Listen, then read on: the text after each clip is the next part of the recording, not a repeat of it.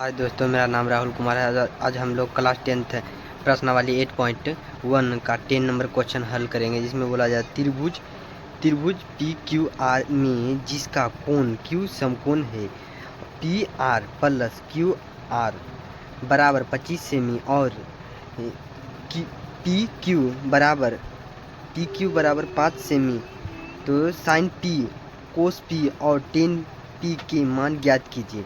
बोला जा रहा है, पहले एक त्रिभुज बना लेते हैं। एक त्रिभुज पूछा जा रहा है क्वेश्चन। पहले एक त्रिभुज बना लेते हैं। इसका नाम दे दिए P, इसका नाम दे दिए Q, इसका नाम दे दिए R। जहाँ बोला जा रहा है पी क्यू आर में जिसका कोण Q समकोण है। पहले Q समकोण है तो समकोण कर दिए, समकोण है कर दिए। और पी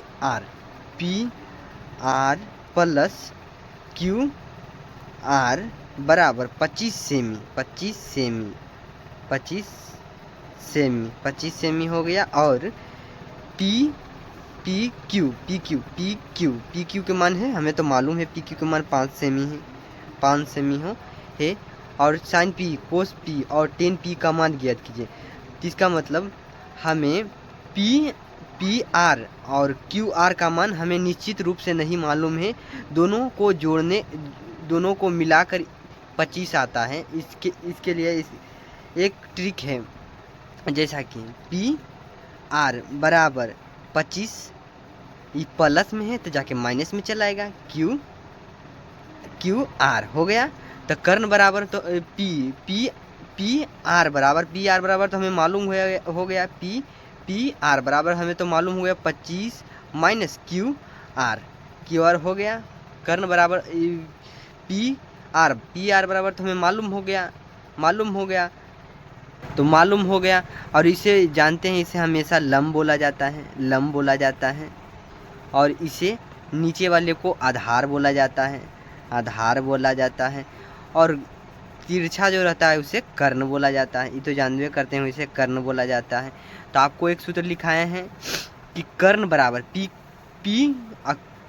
आर बराबर, पी आर मतलब पी आर के तो बोला जाता है कर्ण, तो सीधे लिखेंगे कर्ण स्क्वायर बराबर लंब स्क्वायर। या तो ये भी यानी पी क्यू भी लिख सकते हैं, या तो हम सीधे लिखते हैं लंब स्क्वायर प्लस आधार स्क्वायर, या हम लिख सकते हैं क्यू आर स्क्वायर भी लिख सकते हैं, या तो हम आधार भी लिख सकते हैं आधार स्क्वायर। कर्ण बराबर लंब स्क्वायर प्लस आधार स्क्वायर, ये सूत्र आपको हम लिखवाए होंगे। तो कर्ण के मान तो हमें मालूम है, कर्ण का मान इतना आया 25 माइनस क्यू आर स्क्वायर है तो स्क्वायर यहाँ पर ही देंगे।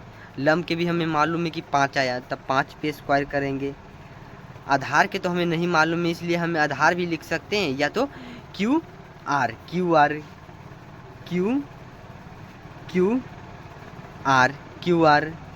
स्क्वायर भी कर सकते हैं। क्यू आर स्क्वायर कर दिए, हमको तो नहीं मालूम है तो हम लंब आधार थोड़े लिख सकते हैं, उसका चरिय लिखेंगे, तो क्यू आर भी लिख सकते हैं।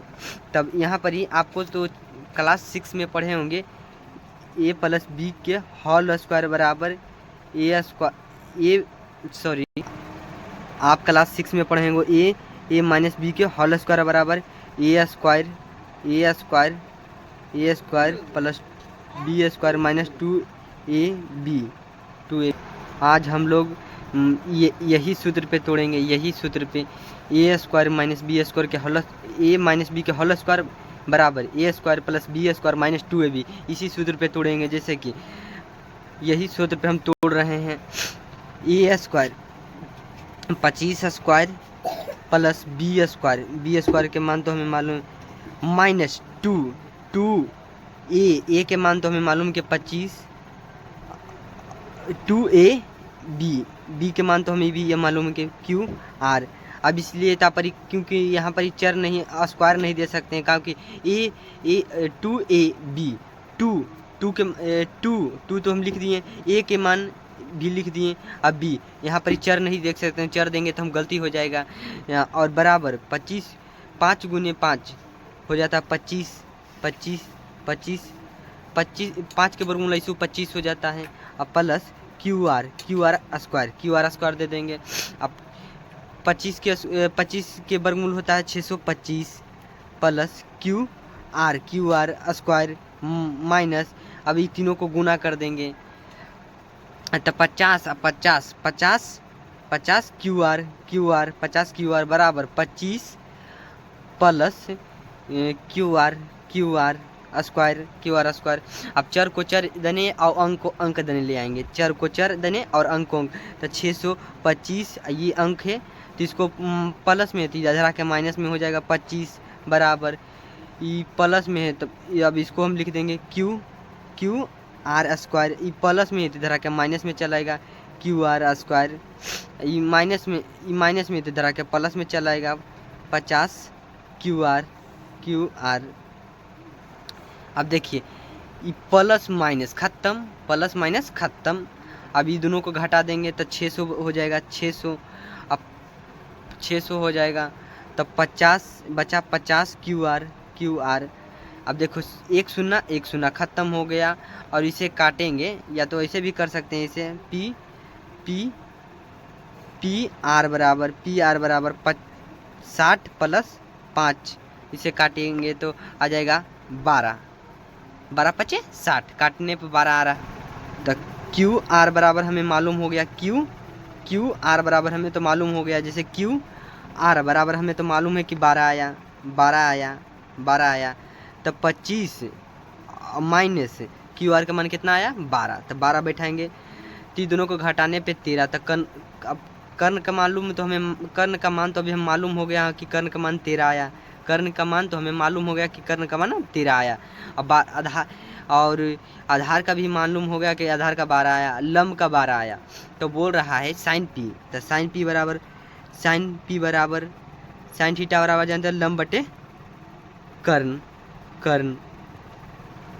साइन पी एंगल हमेशा कहाँ ताकेगा, हमेशा तो तिरछा इधर, पी हमेशा तो इधर नहीं ताकेगा, इधर नहीं, अब ताकेगा तो अपने सामने ही ताकेगा, तो सामने ताकेगा, तो यह आधार बन गया अब लंब, अब लंब, तो लंब के मान कितना आया 12, और कर्ण हमेशा फिक्सिंग रहता है, कर्ण का मान तो हमें मालूम है कि 13 आया, 13 हो गया।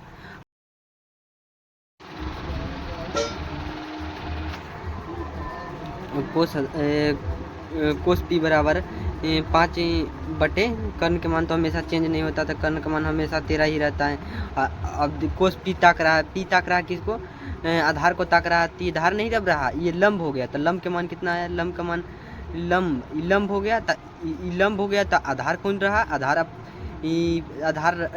ई बन गया 5, तो यह 5 आधार हो गया, और कर्ण हमेशा फिक्सिंग रहता है, कर्ण चेंज नहीं होता, तो कर्ण फिक्सिंग रहता तो कभी नहीं कर, तो कर्ण का मान 13 हो गया। अब 10p ताकेगा तो लंब हो गया, तो लंब कौन होया, अभी लंब 12 हो गया, और कर्ण लंब हो गया अभी 12, तो आधार हमें लंब 12 हो गया, ये लंब हो गया तो आधार ही हो जाएगा, तो आधार का मान कितना हो गया 5।